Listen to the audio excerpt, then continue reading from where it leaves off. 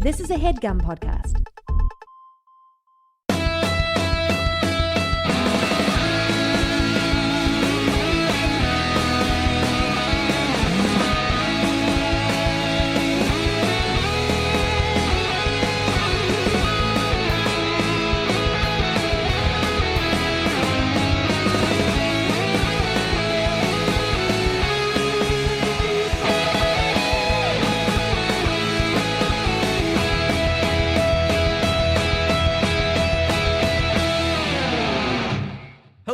Welcome to another week. It's another week. It ain't ever gonna stop. It ain't never gonna stop. The 90210, MELR0210. It's a 90210 Melrose Place sideshow from the We Hate Movies gang. Whilst in quarantine, a quarantine sideshow. Please say hello, put on your sunscreen, and remain indoors.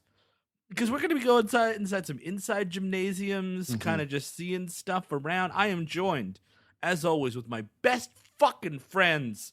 Chris Cabin. Hi. Eric Siska. Seeing stuff around. That's what we're doing in this episode. That's what we're doing. And Andrew Jupin. Yo.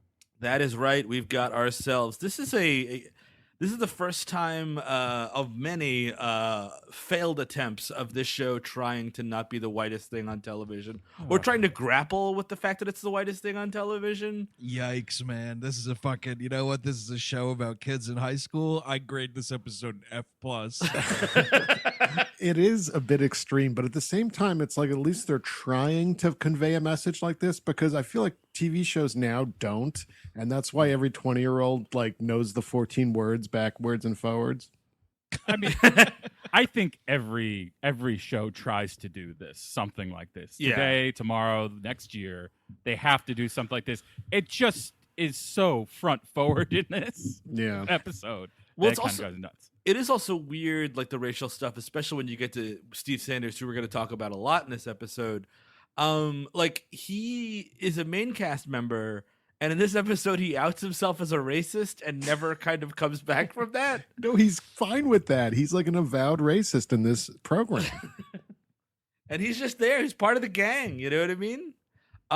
My question to you, Andrew, because you did this yesterday. You watched that 30 minutes of all of the 90210 cast, right? Oh, man, way to fucking out my loser ass on the air. I don't give a shit, dude. Everybody needs to know this. That's true. Actually, now that I think about it, I think I tweeted this, but including a link to the video. Yes, I watched 25 minutes worth of Beverly Hills 90210 opening theme song edits. So not just like season to season, but every time, even within seasons, they edited something for like another character or whatever. This maniac that put this fucking YouTube video together inserted that. So I watched the opening theme to this show like fucking 25 to 30 times yesterday. Can I ask you a question? I know the answer, but I want to confirm it because I'm not totally sure. You do not see a single black face on that, do you? Never a black cast member. I'm almost positive. I don't like a think full-on so. cast member. No, there are some people of color on the show. In the opening credits, there's an Asian woman toward the end. That's right. Andrea's husband, Jesse, shows up, who's Hispanic. Yes. Okay. So I had no clue who that dude was, because he's like a nobody actor. He comes around kind of around like season 4 or something like that. This dude's inserted there very awkwardly. Mark L. Campos, I believe his name is Campos. I think I'm right. He very well could be. I don't know. I don't remember. Yeah, as far as an African-American person, I don't think so. No, yeah. I have a question as well for Andrew. Andrew, good buddy, when you meet God, how will you defend yourself? Kevin, you know what? I don't even think I'm going to get the chance, dude. Meet God. When you meet the devil, how will you defend yourself? Yeah, exactly. You watched 25 minutes of an opening theme song. I spend all this time making snuff films, and what are you doing watching YouTube clips? Now, for eternity, you watch nothing but the 10th season of Beverly Hills 90210 on repeat. So, Chris, let me get this straight. So the devil's making snuff films, and he's mad that people aren't watching them? Yeah, exactly. He's I can't move these snuff films. I'm sorry, but that is a fucking Tom Waits song if I ever heard one. The devil's making snuff film. Nobody's watching him, and he's mad. Yeah, and he's dropping an organ in the background. Bird up, bird up, bird up. Devil's moving a piano. Mark D. Espinoza played Jesse Vasquez. I was going to bring up also later on. There is the closest thing I think we ever come to, at least in the episodes that I've seen, of a black cast member is Deshaun Hardell, who is a college basketball star in the college years. He's in 13 episodes. Almost has a romance with Donna, and then they're like, "Nah, son, not happening." Aaron Spelling came in and burned the studio down that day. Which episode is this, Steve? What episode? Oh, what we're talking about now? Yeah. Oh, this is One-on-One. Original air date November the 1st, 1990. Yeah, 11-1-9-0. Yes. So this is an episode wherein we start with a hilarious basketball montage.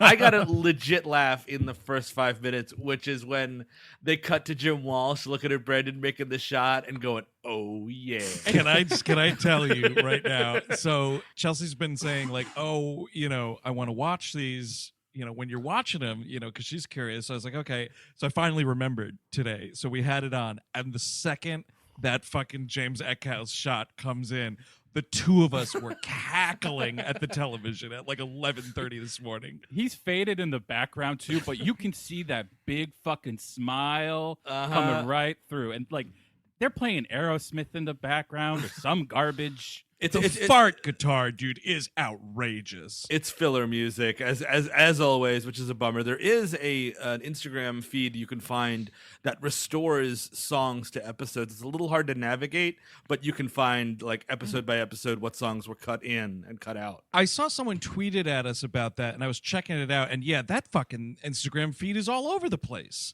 Like I thought it was going to be like, like in order or whatever. I mean, they're obviously just doing the best they can. And I do appreciate that shit. Same thing with like Star Trek. Here's what shit used to look like, kind of a thing. This thing also looks a bit like a beer commercial. Yeah, it does. It Like does, two yeah. guys So much hanging of out. this show looks like a beer commercial. Totally. And then Brenda comes out and is like, we're gonna be late for school. And I was like, Brenda, shut the fuck up. I'm watching your brother. Go away. Everybody fucking despises Brenda in this episode. It fucking rules. Nobody can fucking stand her. It's I'm rightfully fine with so, it. too. Yeah. Dude, she has an outrageous claim at the end of this episode. I almost fucking hucked a boot at the TV. She wants to. There's an A plot and a B plot. A plot is Brandon trying to get on the basketball team. B plot is Brenda trying to pass driver's training. What are we in Canada? What are we talking about? Driver's training? Well, I mean, there's driver's ed courses in schools that sometimes happen. I think they usually were like after school. No, but in America, we don't call them driver's training. We call it driver's ed. Yeah, Yeah, I've never that's- heard driver's training. Maybe driver's ed was like trademarked Maybe. by the school. Like, no, you can't Like use those two wretched sisters that pulled the copyright on Happy Birthday. Those selfish ghosts. This smells like Larry Cohen again. Larry Cohen had it all over. He's the one who said driver's education first. So what you're claiming, Chris, this Yes. month, and I will say this month because you're saying it every week, which I Yeah. love, is that Larry Cohen just came to the copyright office with a briefcase full of money and said, "What do you got? All right, I'll take driver's ed, the Hollywood side, faded haircuts." Copter shots in New York City. Underwear, too. Just all of it. You can't say underwear unless you're giving Larry Cohen a cut. And then boxers were invented. Look, how else am I supposed to make something like God told me to? I got to take every little thing I got, all right? Oh man, I wish God told me to came to 90210 and just started fucking lighting these kids up. Absolutely, dude. Especially that piece of shit Steve Sanders. So we get to school, and Brenda's like, I can't wait to start driver's ed, blah blah blah. That's her thing. Brandon is gonna try out for the basketball team, and so is Steve. Steve Sanders is. And yeah, they're just like on the bench watching. The first thing, he's walking with Andrea, and she's like, "Oh, are you going to cover the basketball try?" I was like, "I'm going to be in him." And she's like, "Aren't you a little short for that?" Which I was like, "Fucking finally, somebody said it." Elicited another huge laugh from Chelsea. He is a little he's barely guy. tall. He's a tiny man. He's a handsome little man, but he's a tiny dude. So we're at the tryouts now. Steve, I guess, was on JV and like was sort of promised a slot on the varsity team. Dude, he is doing the fucking thing that, and I dabbled in sports in high school. I wasn't that good really, but I was there here and there.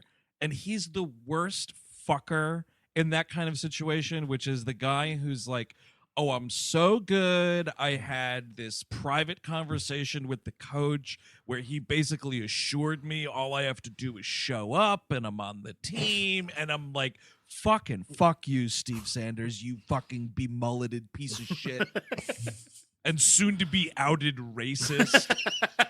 Yeah, at this point, I was kind of like, I mean, he's a baby, of course, but like, he's not a real piece of. Oh, dude, okay. It turns on a dime in this episode. It's I just- almost wasn't ready for it. It's irredeemable. Like, you can't do this to one of your main characters. You got to bring somebody else in to be this antagonist. Exactly, dude. Special guest star fucking so-and-so. Let that dude take the heat. Yeah, Or how at least make Scott do it. He's only got weeks to live. That's true. Like, how do you take this character back? Like, after saying what Steve Sanders says in this fucking episode, people should be dunking on him for the rest of the series. He should be like a villain.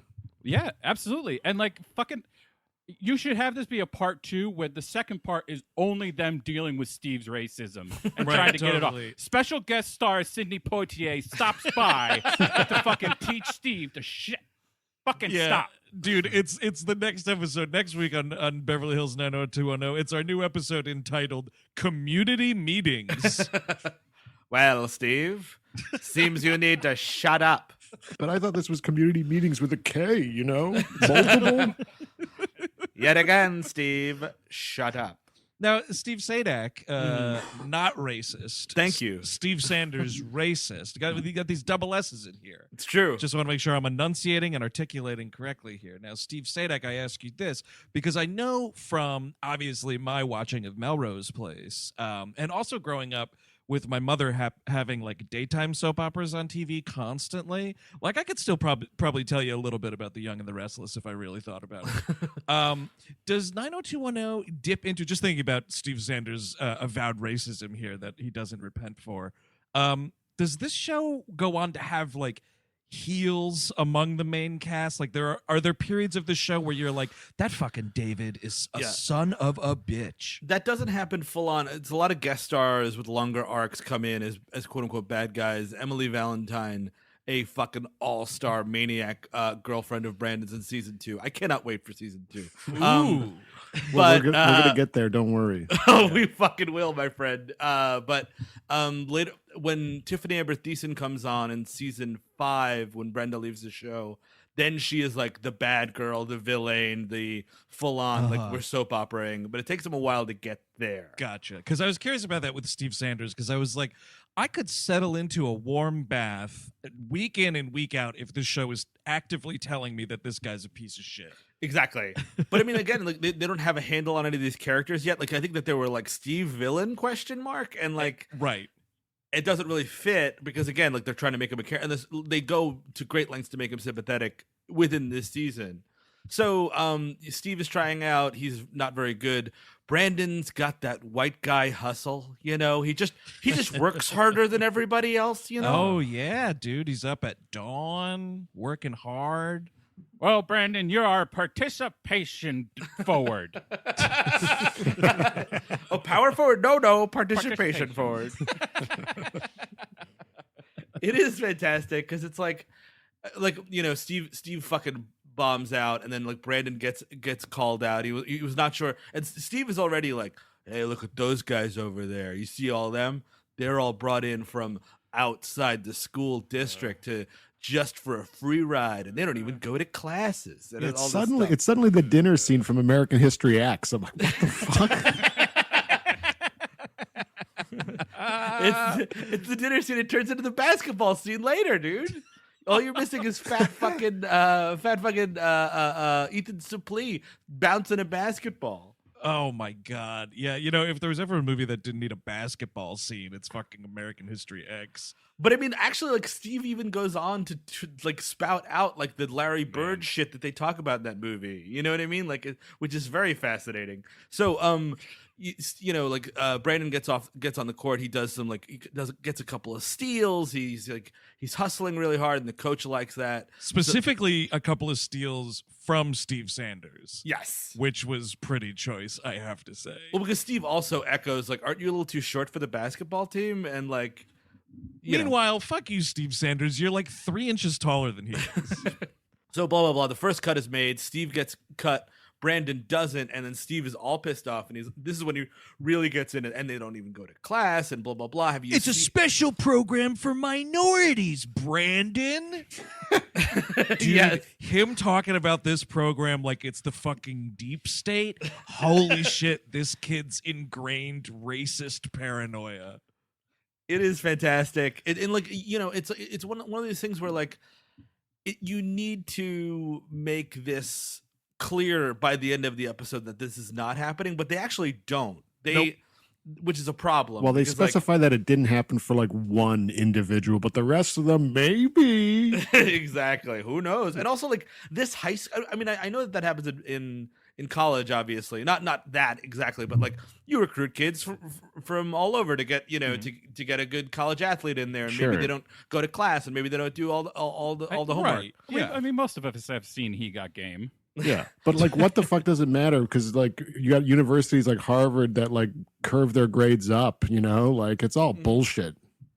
It's all horseshit anyway. And yes, to your point. Oh, but also like in high school we're doing this just to beat Beverly High, because Steve even goes on to say like, you know why we always beat Beverly High, Brandon? Because they play by the rules and we don't. And I'm like, am I watching Blue fucking Chips right now? It's kind of insane. And also, I'm sitting here like, you know, for the rest of these episodes that we've watched so far, not once have I gotten a whiff of like, oh, West Beverly High is a school that cares about athletics. No.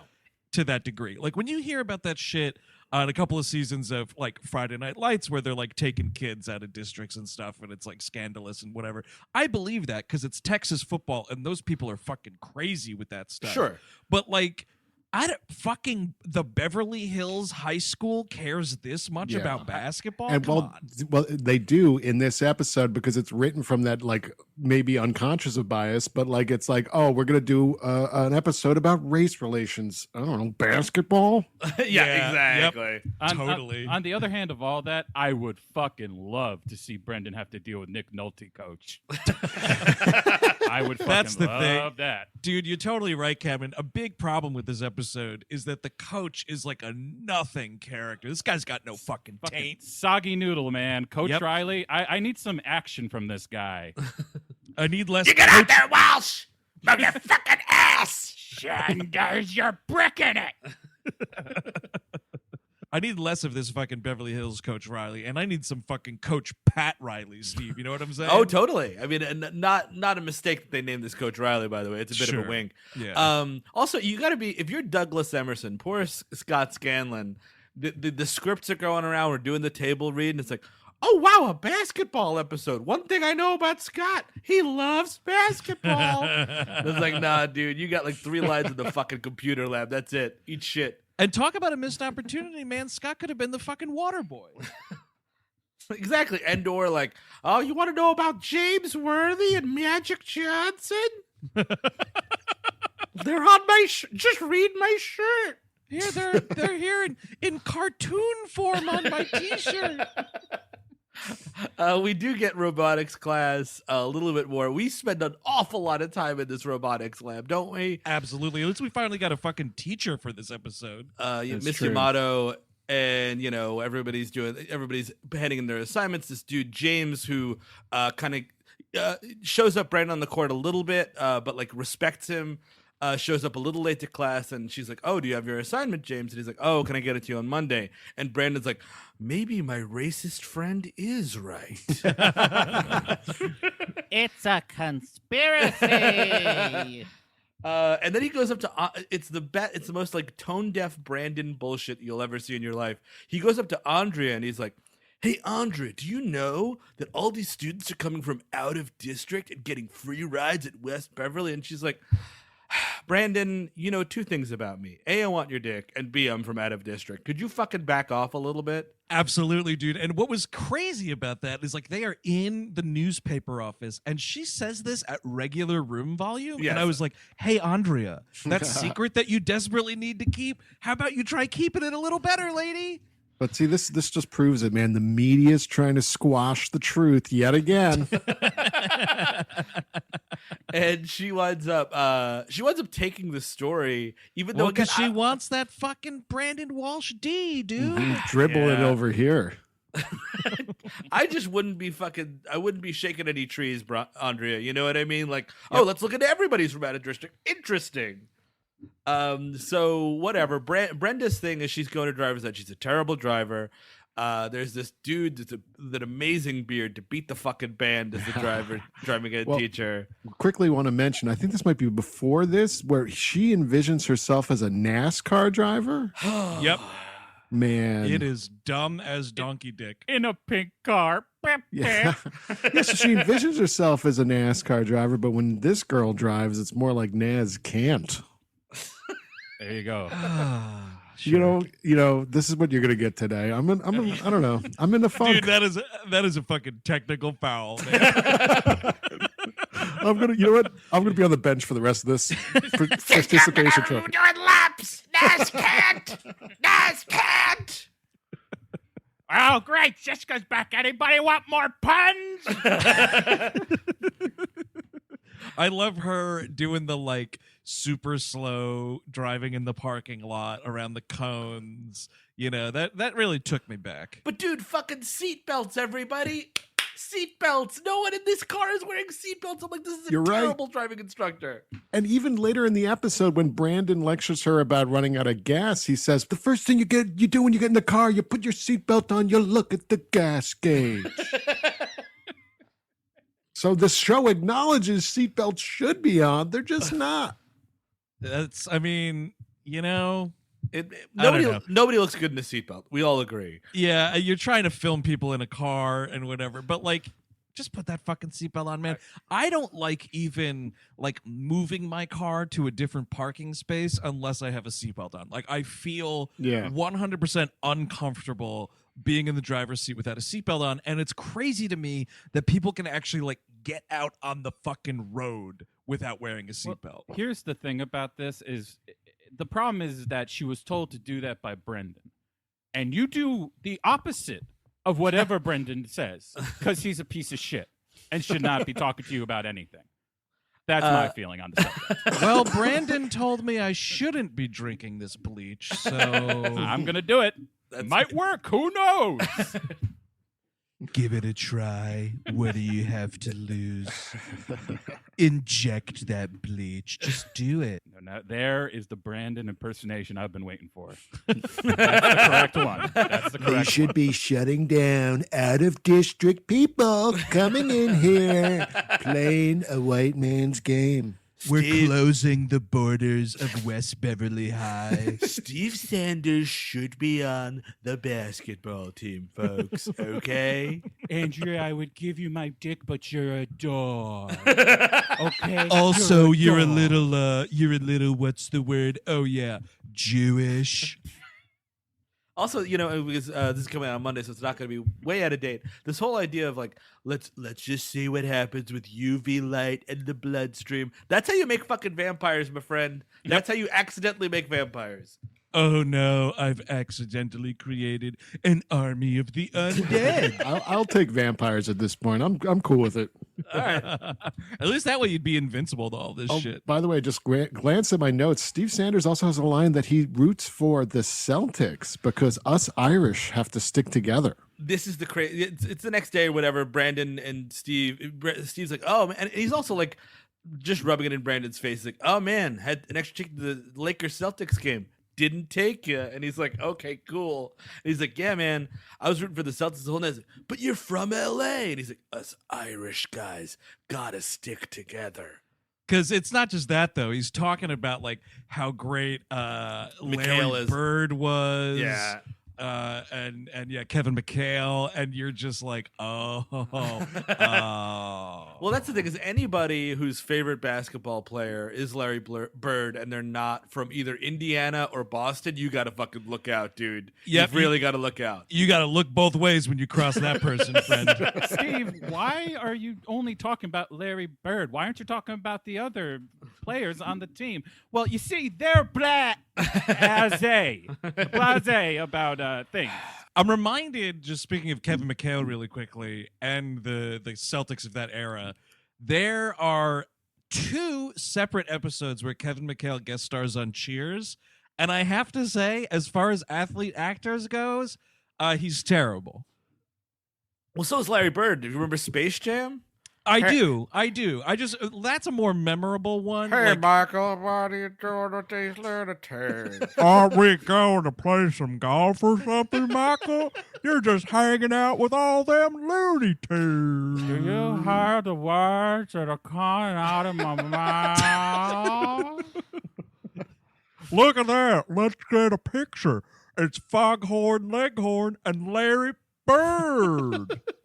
I'm saying words right now. Can't you talk? Oh man, that whole bird thing, it made me think like Elmer Fudd should like shoot Larry Bird in the face. And his mouth goes spinning around his head, and he has to fight. I hope you know this means war. Yeah, then suddenly Larry Bird is covered in soot, and Steve Sanders doesn't like him anymore. And also we should say that Brandon is really going after the basketball team because Jim Walsh wants him to, and he's a perpetual daddy's boy. And it is really something with the and fucking Jim Walsh, dude. He pretends to not understand like the pressure he's putting on this kid. Get out of town. This maniac has to be stopped. Yes. I'm sorry. This motherfucker is on my last fucking nerve. Dude, he's worse than the Terminator, man. It's unbelievable. Jim this guy. Walsh? Jim Walsh? Yes, Oh my God, he's got 100%. Trumpian lines in this too. He's like, Brandon, winning is a state of mind. You've read Bobby Knight's book. Brandon comes home. It's like, you got homework this weekend. Bobby Knight put on a new book. It's about winning. Book report due at 7 a.m., mister. Brandon, I cannot believe you went to the Staples Center to watch a basketball game and you didn't wear a tie. Now I'm going to slap you in the face in front of people. But yeah, he's like, it's very Al Bundy-esque, wherein he was on his basketball team back in St. Paul, Minneapolis, and whatever else, and was like fucking... St. Paul, Minneapolis? What? They keep saying St. Paul in this episode. St. Well, Paul... it's like the Minnesota. Twin Cities, right? It's right next, it's like across a river. Yeah. Never been. Never had the pleasure. St. No. Paul, Minnesota.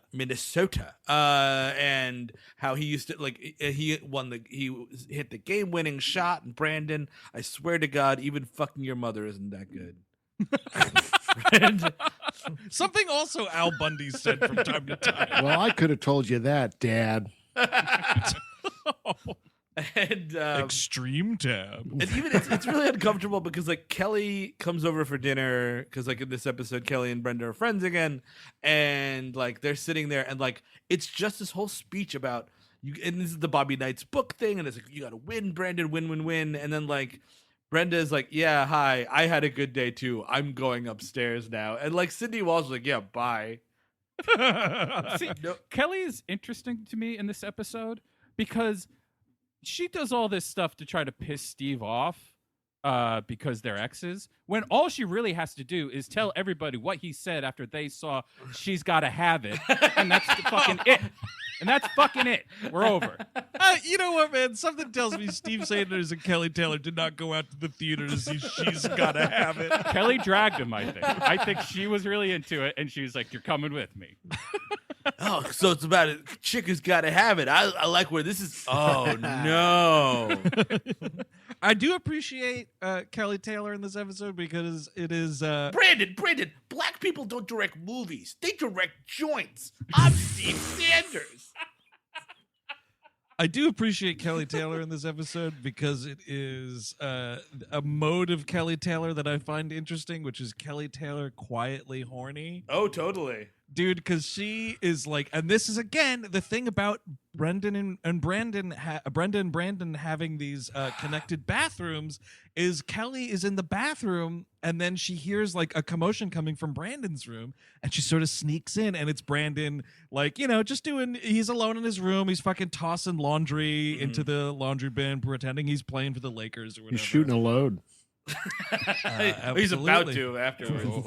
But she's like spying on him and she's like, yeah, say that Brandon Walsh. Never noticed him before. Better stay here and be silently horny. Silently Horny sounds like a Ron Silver movie from 1993. Absolutely. Skinemax. Direct to video. Ron Silver and Lolita Davidovich are silently horny. Steve, let me I'm ask horny at my house. There's a horny ninja trying to break in. Horny time machine. It takes you back in time to when you were the most horny. Look, I have to defend Klaus von Bülow, but I'm really fucking horny the whole time. That's right, Charlie Sheen. There's an alien conspiracy, and guess what? We're horny. See, legs going backwards is kind of my thing. Makes me horny. President Josiah Bartlett, I have to tell you, this is how you should win Minnesota. But I'm going to tell you, I'm incredibly horny. Just incredibly horny. Just incredibly horny. Lay off the fucking candy bars. It'll make you horny. R.I.P. By the way. So yeah, like that's that scene. So Kelly is like, "Oh, by the way, Brenda, I've got this great double date, a blind date, double date coming up. You got to come out tomorrow. We're gonna go to the Janet Jackson concert. They're gonna rent a limo." And they're like, "Well, sorry, Kelly. Brandon could do whatever the fuck he wants, but I have to stay here and milk the cows tomorrow. I apologize." It's like I'm not allowed to go out Monday through Thursday. Meanwhile, fucking Brandon's going God knows where, hanging out with Nat. Well, but she's also like, no, I don't want to go on this fucking blind date, Kelly. What do you think I am? I don't know. See Janet Jackson? That's pretty great. Yeah. I mean, fucking Kelly was not allowed to see Janet Jackson while she was dating Steve. So finally, she wants to be part of the Rhythm Nation. Come on, Kelly. I got Jethro Tull tickets. It has one of the surviving members. So like that's kind of like her setup, and meanwhile Brandon is really pushing this bad story angle about like, so and the thing is like, guess what, Brandon, if that's what the school is doing, that's what the school is doing. You and the West Beverly Blaze aren't gonna blow this shit up. But that's why it's always so dumb to be like that serious into a high school newspaper, because like I'm sure the fucking school like sees whatever they do before they publish it. Exactly. So it's like principal whatever is going to be like, yeah, that's cut. Like that's definitely a cut story, Andrea. Why don't you fucking put the cafeteria menu for the month in here again? Steve, I do have to ask, does the principal and his horny doings with the Spanish teacher ever come back? No, I mean maybe Really? that principal comes back at some point, but eventually you get another principal who's a woman. Is the teacher still around? No. Or Oh, she's dead in a trunk somewhere, and that Yes, exactly. principal's fleeing the authorities. no, it's a murder-suicide, Eric. It's good to laugh in these trying times. So he goes up to this James guy, and like again, like you have no authority to ask these questions. He goes up to him, he's like, "Hey, so I hear you don't even have a grade point average. What the fuck's that about, James?" Well, this is after like the second round of tryouts. James actually pulls a charge on him or something like that, like some rough basketball maneuver.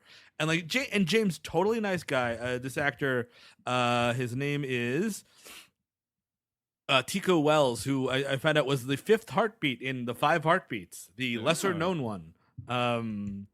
That's his big claim to fame. But anyways, he winds up, he goes up to Brandon really nicely. He's like, "Hey man, sorry, I got a little aggressive out there." And he's like, "That's fine. By the way, should you even be at this school?" Also, He's acting, by the way, on bad intel from Andrea. Yes. Yeah, that's that right. has to be noted because she's like, I went down to that office and I asked, and nobody's heard of this guy, and there's no numbers and whatever. And like, there's a reason for it, kind of. And she just totally whiffs on this. Not saying that what Brandon does is right, No. but he's acting on bad intel from Andrea. It's kind of like the Iraq War. Just a little bit. Well, Andrea said that there's some WMDs we got to go find. Look, we got this information straight from Andrea. Okay, she runs the newspaper on 90210. Great thing about Iraq was it was another invisible enemy, right? It's true. Look, there are known racisms, unknown racisms, and known unknown racisms. Okay? There's all kinds. The known knowns of racism, dude. Absolutely. So whatever. He kind of chews Brandon out here. He's like, it's because I'm black. He's like, no, it's not, because yeah, and like kind of walks away. Brenda, it's the night before the big trials. Brandon takes his bike to work, I guess? Question mark. Why would you do that? Exercise. Sure. Maybe parking around the Peach Pit's kind of tough, and you better believe Nat is not validating or helping out with parking fees. I love the Nat scene here where it's just like, yeah, I'm an annoyance. Anyways. Yeah. Here's right. Brandon, I got to keep you after work late because I'm going to teach you how to make a sandwich. It's so funny. He's like, now you see the sandwich innards go in the sandwich. The bread goes on the outside. Now, lettuce, you can use as much of that as you want, as long as it's crisp. First of all, false. And also, mayonnaise, Brandon? Oh, this mayonnaise, she's a tricky mistress. You don't want to put too much on, but you need just enough of her. Oh, okay, Brandon. I know you're a fucking stupid baby. So here's how you make a sandwich, you stupid baby. So, Brandon, you want to stay afterwards and we'll talk about mayonnaise? That's one way to put it, Nat. You and me could make something that looks a little like mayonnaise, if you know what I'm saying. And he's like, Nat, I got to get out of here. You're boring the shit out of me. See you next week, Nat, maybe. Well, he's got to sleep. He's got to sleep. He's got to rest up. He's got the big, what is it, audition, trial? What are they called? Tryout. Tryout. There. Yeah, there it is. Meanwhile, Brenda is fucking up yet again because Kelly calls her. She's like, oh, the guy I was with got totally drunk, vomited. Janet Jackson didn't even show up. You've got to pick me up. And she's like, well, that doesn't make any sense at all because I don't have a driver's license. She's like, yeah, but you can still drive. It's fine, right? And No. like also, no. Just say no. The answer is absolutely no. So she winds up going anyway because she's an idiot.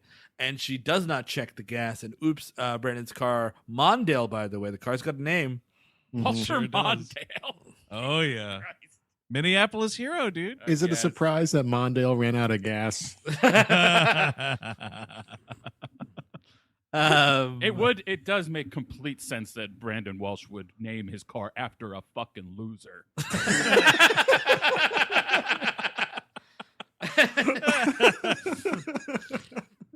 You're not wrong. The Jim Walsh is driving around in the Dukakis. The new Dukakis is out. I have to say, though, I thought this episode was going to take a little bit of a different turn because you see Kelly calling her.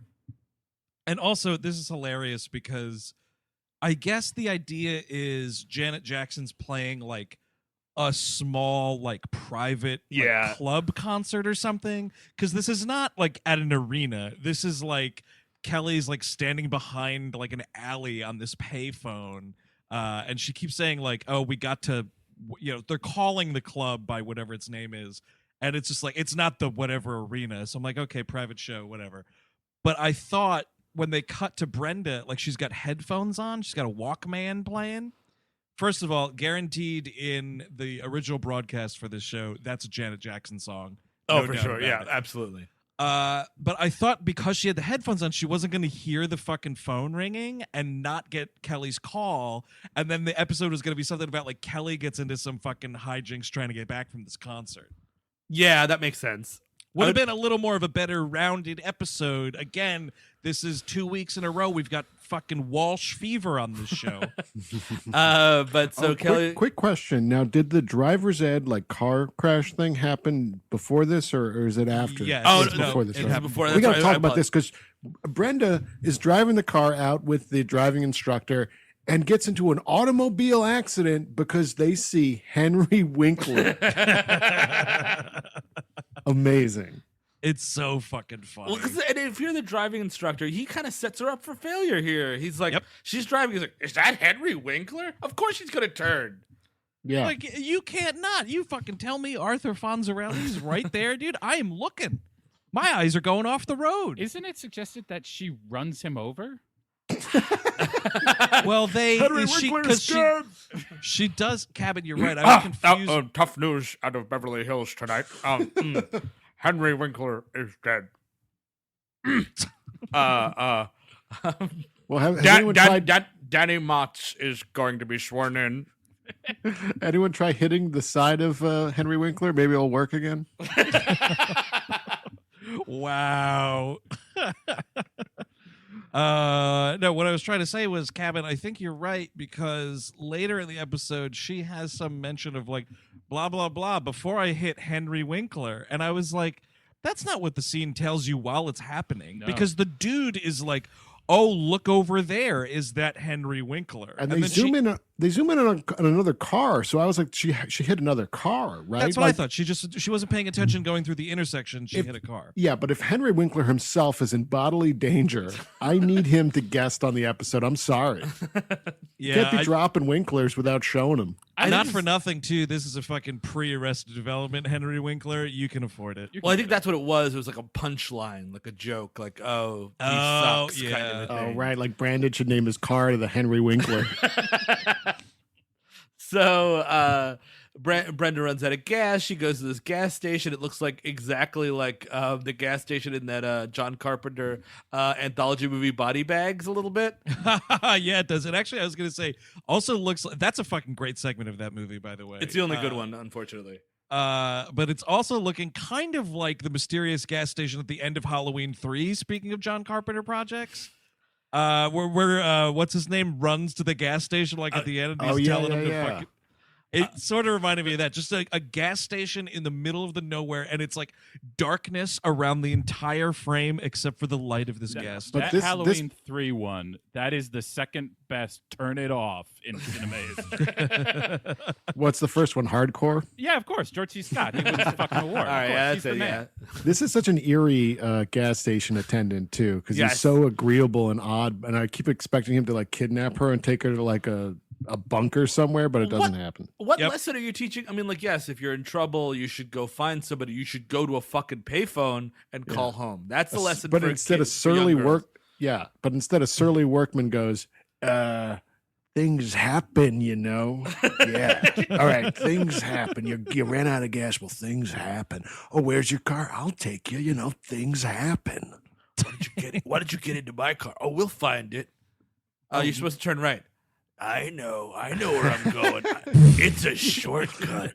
Yeah, it's that scene in Death Proof where when Kurt Russell's like, well, you know, the odds were you could have been going left or right, and I'm going right. You could have been going right as well, but now since you're going left, you're going to have to get scared right now. Man, I'm due for a rewatch on that. It's great. great. I watched it and the Grindhouse version like back to back. Ooh. Yeah, See, that- man.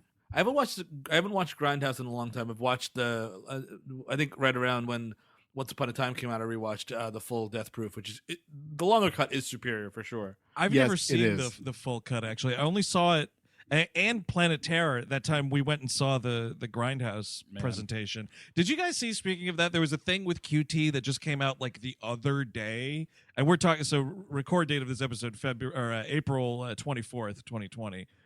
There was some recent thing with QT where he was like, yeah, that whole thing with the Grindhouse presentation was a disaster. I really, really underestimated America's disinterest in Grindhouse cinema. And I was like, no kidding. You know what, man? Learn from your mistakes. Yeah, no, it was just hilarious. I was like, dude, that was like fucking 15 years ago. Yeah.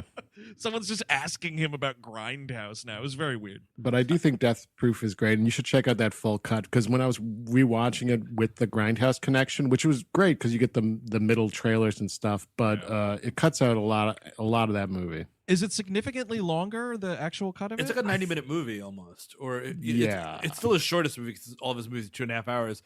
But yeah, it's like it's like a full 90-minute film. It's at least 10 to 20 minutes longer. Yeah. Oh, that's cool. All right. Yeah, I'm definitely down. I know I've said this on the air multiple times, but I've got this quarantine time now, man. I got to watch Death Proof. Oh, yeah, man. One of his low-key better soundtracks too. Also, Yes. Oh, Definitely. interesting. I remember none of the music, so that'll be cool. So whatever. Brandon goes to the library to study, and this is when he sees James, and he's like, I cannot believe this kid's in my library. So he goes up to him, and he's like, hey, man, answer my questions, West Beverly Blaze.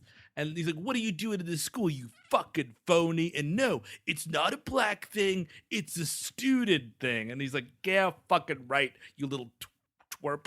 Dude, it's awesome. This guy, James, fucking takes this kid to task. And honestly, I came. I straight up came. Just watching this dude fucking give Brandon the business that he has coming, put him in his place, something no one else has done on this show yet. Well done. Well done, James. Yeah, his thing is like, oh, my dad works for the city, so I'm allowed to go here. And I used to go to school in Inglewood, but my parents wanted me to go here. So like, I'm trying to catch up because everything's very different and blah, blah, blah. And he's like, oh, wow, just like me in Minnesota. I guess maybe we could have been friends if I wasn't such a horrible monster. Curse Much. that full moon.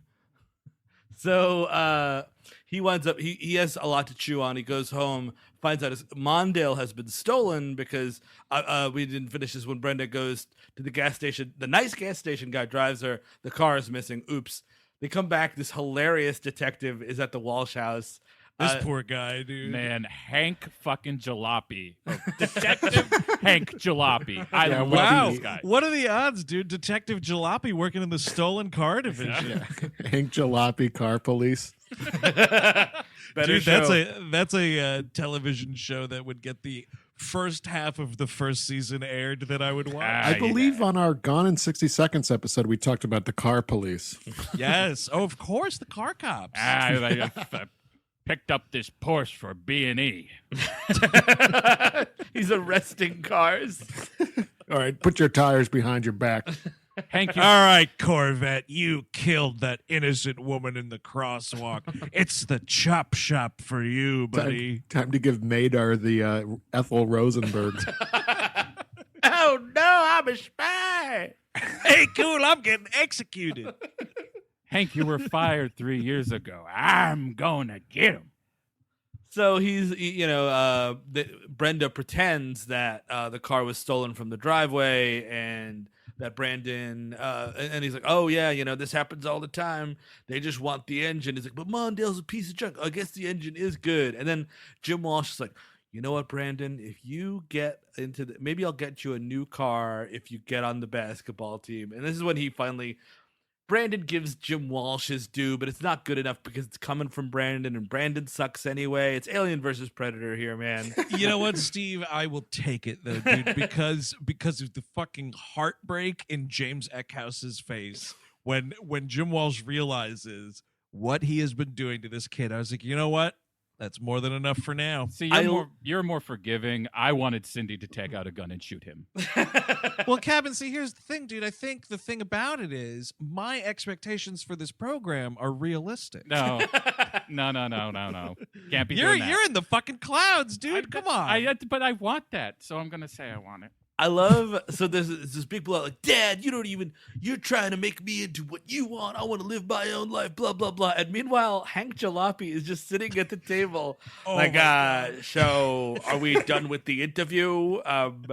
I think I got all I need here. If there are any more details you remember after I leave immediately, here's my card. You know, it is customary to put out something to snack on, like some mayonnaise, some coffee. I'm not telling you what your business is. I just, You do realize I'm a character in this, not studio audience, like, right? I'm All right, lines, fine, or should I leave? All right, fine, Detective Jalopy. I'll go in the kitchen and make you a sandwich the way I learned from my boss. A ton of lettuce and a little bit of mayonnaise. Oh, and there's your sandwich. Oh, you got yourself a natwich there. I love those. Natwich.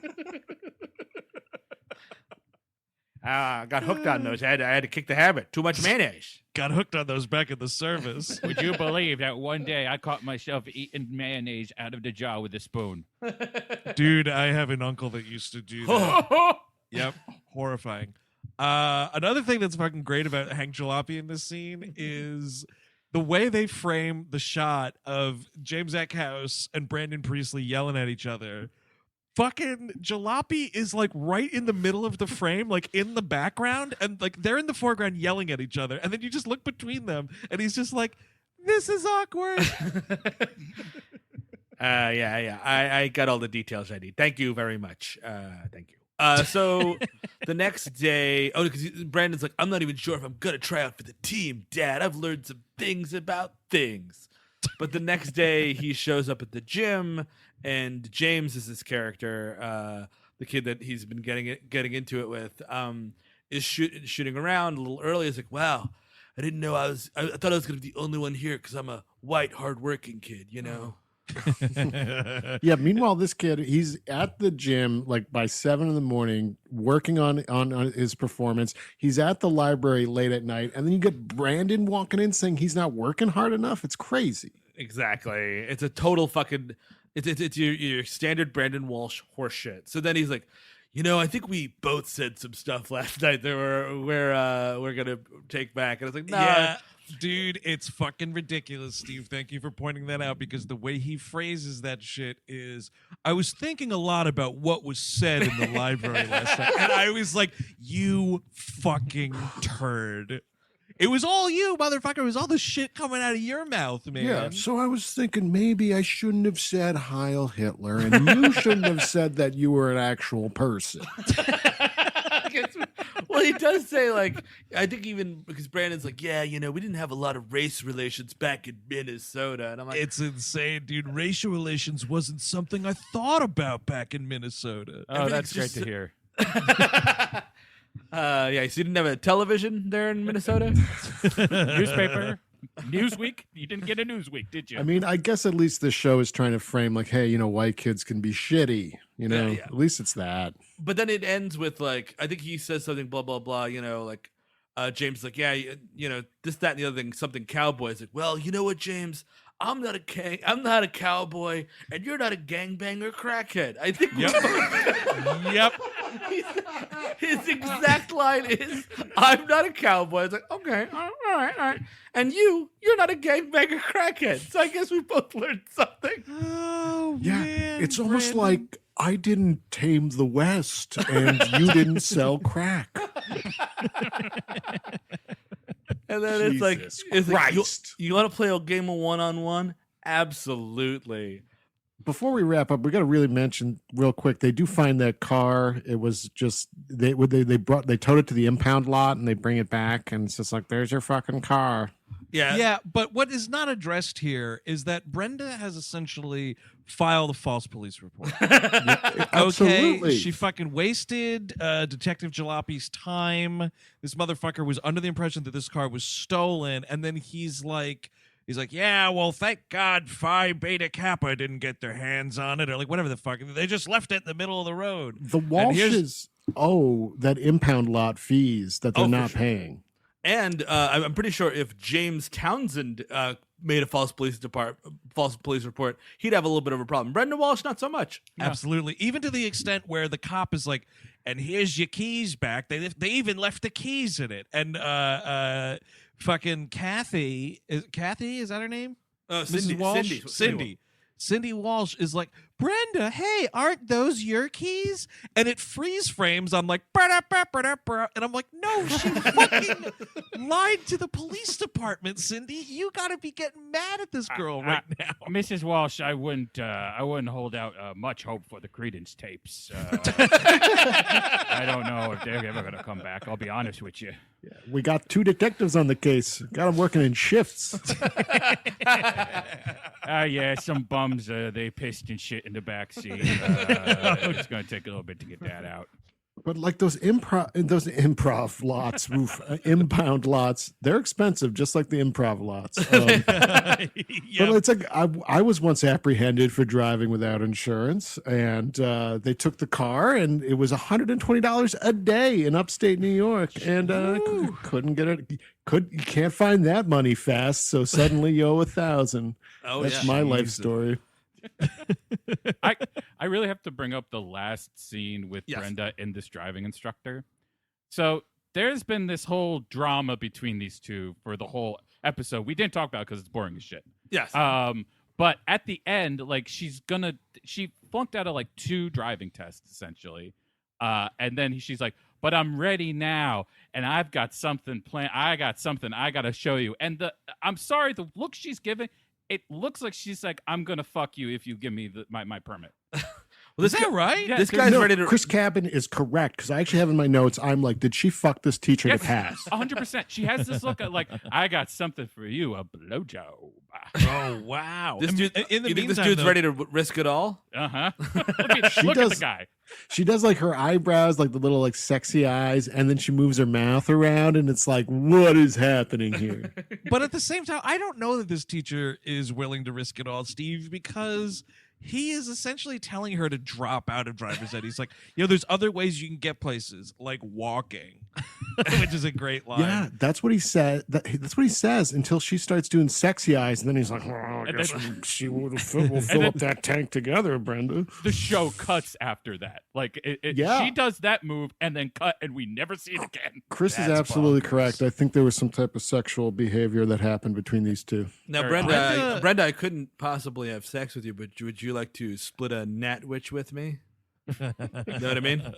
Go in the back, Brenda's mix some mayonnaise. realization about why she's bad at driving is also an insane exchange, because she's like, you're now the quintessential Brandon and Brenda have to have a scene where they're just like in one of their bedrooms talking about what's going on in the episode. Mm-hmm. And they're talking about this, and she's like, oh, Brandon, I just got it. Remember when we were kids and Mrs. So-and-so drove her car into a tree, and we had to see her that whole summer, and she was in a body cast the whole time or whatever it is? She's like, that's it. That's why I'm bad at driving. That's why I'm great at everything I do except for driving, is what she says. And I just wrote, come on. I mean, this whole Brenda subplot fell in the garbage, and someone picked it up and was like, that's the episode, man. It's like, we got this. We're doing basketball for Brandon, and Brenda, I don't know, driving? In an episode where we have David Silver for 2 seconds telling Steve Sanders that he had the flu and nobody cares. And, not for nothing, again, completely Dylan-less episode. Yes, big problem. He's coming back next week. I already checked. No. Just dust it off and pair it with the racist storyline. It's still good. It's still good. We should say the last bit of the racist storyline is Brandon doesn't get on the team. He's like an alternate or something like that on the B team or something. And like one of the other guys, not James, goes up to Brandon and is like, hey, man, looking good or something. Like, I'll see you later. Looking good, Minnesota. That's right. And then Steve Sanders goes up to Brandon in the one of his last line of the episode, letting you know he's learned nothing and he is a despicable person. He's like, hey, Brandon, don't let him get to you. It's our school, not theirs. And then Brandon has to be like, only in your head, Steve. Yikes. Yep. Dude, even at that point, he's like, Jesus Christ, Steve. That's even a little too racist for me. And it's truly something. Yeah, that's kind of the episode. Yeah, we do get the freeze frame when Brenda's like, oop, it's my car keys. And Jim Walsh is like, hey, I'm sorry that I was such an asshole. Everybody learns their lesson. Anyway. I want to say one thing, because I felt like fucking Frank Grimes at the end of this episode. because like, James Eckhouse comes home from a long day at the office, and he's like, wow, how about this backyard barbecue in October, Yeah. like whatever his line is. And fucking Cindy goes, oh, hey, welcome home, hon. Do you want chicken or steak? And I'm sitting here like, chicken and steak and a barbecue and the same dinner in my big mansion. And It's true. lobsters for dinner. I'm sorry. That is the one thing I need to bring up because it happens when James is telling off Brandon in the library. He's like, just another little rich white kid, and then like Brandon gets defensive. He's like, hey, you want to check my bank account? It's like, no, I know, Brandon, you don't have $1 million in your fucking pocket, but look around. You're rich. You are a rich kid. Yes. It's that standard rich kid thing. Is like, well, I don't have a lot of cash on hand. It's like, yeah, I know, but you have fucking chicken or I steak do for live dinner. in a 4-story house, though.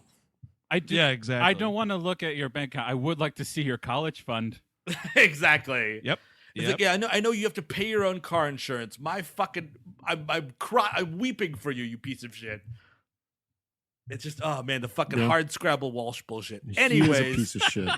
anybody excited to keep up with this motley crew or what? Let's start with Eric Siska. Endor parting shots. You know what? I am, because you said Dylan will be back. And at first I was not exactly a Dylan defender, but now that we're getting into deep Walsh country, I desperately need some escape. So I'm looking forward to that. One quick thing during this episode, when James Walsh was reliving his glory days by looking through his yearbook, he points out to one kid who was on his team and says that Kennedy, yeah, he was a log of lard, but it worked out okay because he sells insurance now. And I'm just like, whoa, that's a line. So I like that. That was my favorite part of this episode. It's important. Chris, anything from you? Oh man, complete fucking disaster. I can't wait. I mean, I can't wait because I am always like, they can't get worse than this, and then they just do it, and like, not even just do it a little bit. They do the whole fucking. They triple my expectations. Can I ask you a question, Chris? Sure. Does your dog hide when you watch this show? Because my favorite part of the week right now, it's not Melrose Place is fun, but when it's Friday afternoon or Thursday night when you watch this episode, when you watch the Doom 90210 episode, and the texts start coming in, and you are so upset at everybody on this show, and I fucking love it. My dog's doing fine. He's learned to hide. Have you shot your TV like Elvis yet? Not quite yet. Some things have been thrown at it. Pens mostly. But yeah, can't wait. Disaster all around. That's excellent. Andrew Jupin. Oh yeah, man, I'm on board. I mean, one, Dylan's coming back, and there's definitely a little like, I think I read the description for the next episode, and it's like Brenda's got a crush on Dylan, and I'm like, yeah, here we fucking go, dude.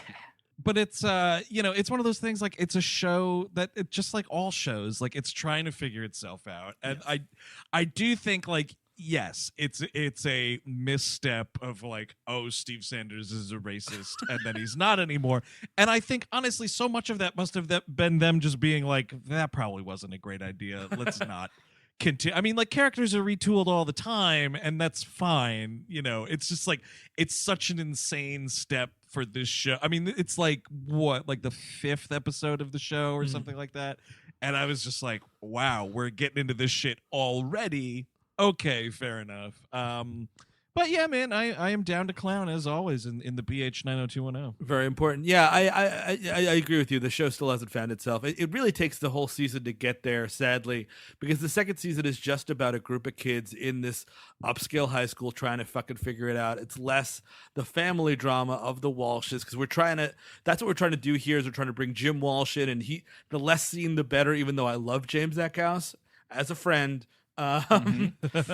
Yeah, dude, but they got to be like fucking any other parent on this kind of. I mean, like, the parents in shows like this, it's so rare. Yes. That they work. I mean, like, you know, I think probably some of the best television parents are the Cunninghams. And I mean, the fucking Cunninghams were all over Happy Days. Like, you could not escape an episode without the Cunninghams having a say in something. But like, for me, rarely do like parent characters in a show that you can tell it's just better without parent characters. Yes. Yeah, you know what I'd prefer is like the 2 giant legs from like the Muppets or whatever. Ren- Just going, wah, wah. So that is our episode for this week. Please stay tuned. On Thursday, we're coming back with a Melrose Place episode, but also, FYI, tomorrow we've got, speaking of early 90s fashions, we've got Cool as Ice dropping on the main feed. We're super excited about that. And you're going to want to stick around till the very end of the episode because we're announcing the entire schedule for the month of May at the end of the episode. Oh, yeah, we certainly are, dude. May is going to be fucking crazy. It is going to be fucking crazy. So until next time, I have been Steven Sadak. Andrew Jupin. Eric Siska. Chris Cabin. Take it easy and remain indoors.